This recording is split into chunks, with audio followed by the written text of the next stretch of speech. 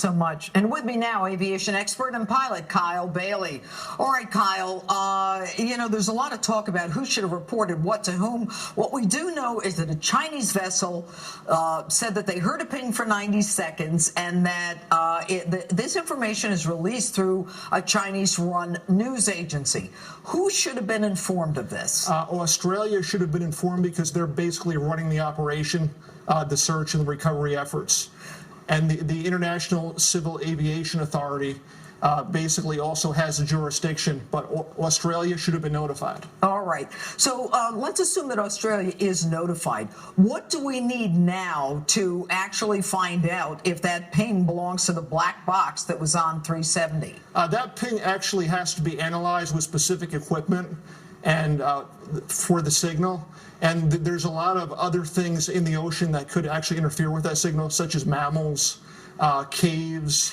You know, Kyle, there's a lot of talk about this thing with, mammals and whales, everybody's singing underneath there, but people are saying that you can tell the difference between a mammal and a ping from a black box. They're very similar. The high frequency and the percussion are very similar to like a mammal or possibly other equipment on the ocean floor, but there is a very distinct signal that puts out. So the answer to that question is if the operator of the equipment wasn't on the game, right, they could have misinterpreted that signal for something else. And unfortunately, they didn't record it. But let's talk about the equipment to locate these pings. Sure. Is this equipment something that the Chinese government has?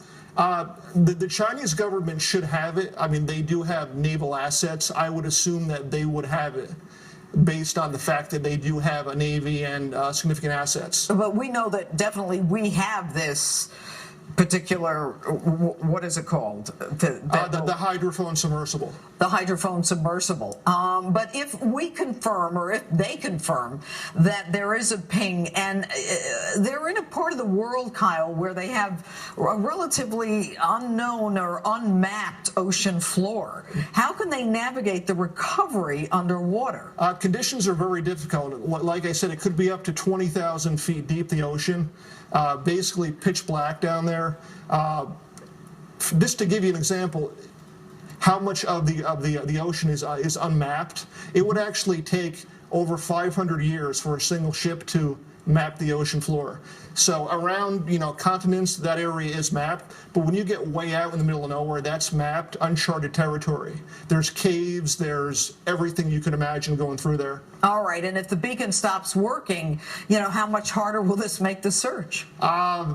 It could last, I would say, a couple years, 10 years, 15 years, God only knows. All right, and do we know whether or not, if they identify the ping as coming from a Boeing 777, I mean, how is it a group investigation that goes down, or how does it work? Basically, once it's identified and they find the black box and it's identified, right, it would go back to Honeywell, the manufacturer of the black box, which is in the United States. Yes.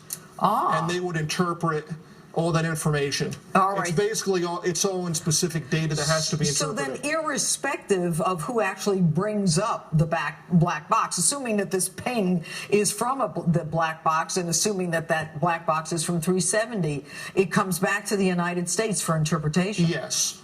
Very interesting. Or their experts would go to where the black box is, I would assume. All right. All right. Kyle, thanks so much for that information. And coming up, if